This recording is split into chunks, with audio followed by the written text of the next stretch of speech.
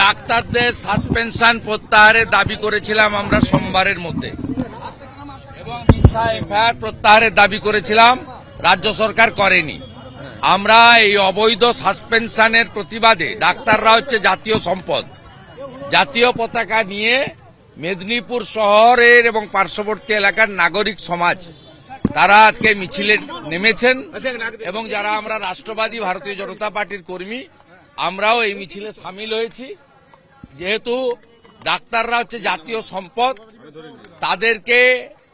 Suspend এবং FIR করা অত্যন্ত গর্হিত অপরাধ করেছেন রাজ্যের স্বাস্থ্যমন্ত্রী।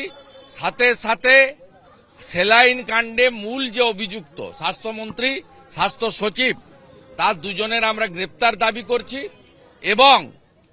যিনি মারা গেছেন তার পরিবারকে 50 লক্ষ টাকা ক্ষতিপূরণ, পার্মানেন্ট চাকরি,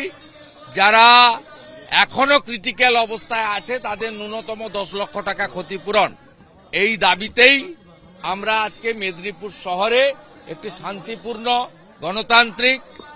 জাতীয় সম্পদের ডাক্তারদের রক্ষা করার জন্য তাদের সমর্থনে জাতীয় পতাকা নিয়ে